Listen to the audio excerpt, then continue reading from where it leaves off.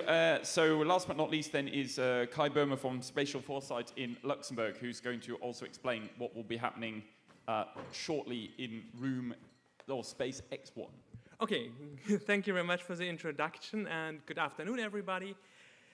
I'm sure kind of after Andreas' presentation you have tons of questions you want to discuss, and we have been thinking very carefully about what to do today.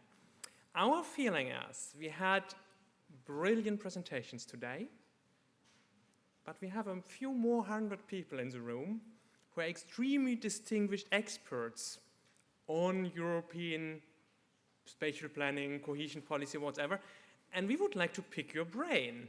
We basically don't want to discuss so much with you, but we want to extract everything you know. And for that kind of, we have thought about really putting you up with two questions for the workshops later on, and I explain you how it will work.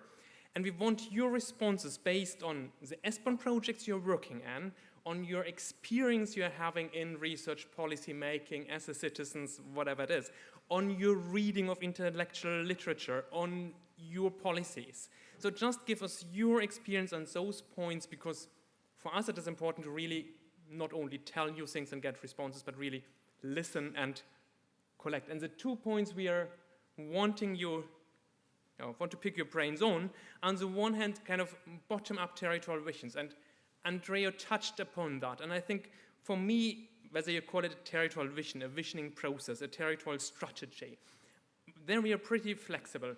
But it is about empowering local and regional players to link also their region to a European context. And I think when you think about the presentation we had this morning about the places left behind, if you know of any such strategy, visioning process of a region left behind that links into a wider context, we would like to know about that.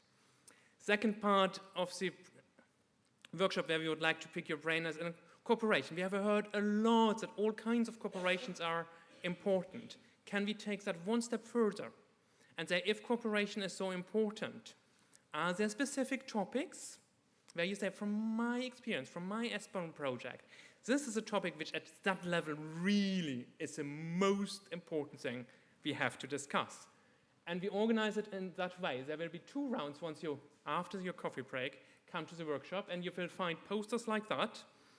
And basically for the first poster, we really want you to think about your knowledge about any bottom-up visioning process, territorial strategy, preferably of kind of not the usual suspects. So I don't want to hear about Amsterdam and their process, but really more about those kind of left behind places.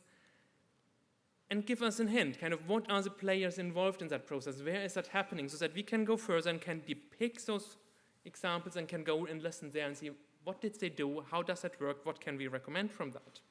And we will have about 15 minutes around that. And then we move to the second part, and there we look for cooperation. Again, you get a poster very similar to the one we had. And here's a question, if we want to overcome fragmentation, misalignment, all the challenges we heard about today through more cooperation, who should cooperate, on what topic, at what level? So we want you also to give us your insights on that based on your research, on your knowledge. And in order to do that, we kind of will guide you through 4 steps of the cooperation. All of you will have kind of about 10 minutes to talk about cooperation between places, which we mainly had today. But also Vincent was very strong in saying, well, there's also this kind of cooperation between sectors. It's not only places. We're also talking about different policy sectors that need to cooperate. We also hear about society, kind of different groups of society. So maybe need also to think about that. How do they cooperate, or where should they cooperate, at what level, at what topic?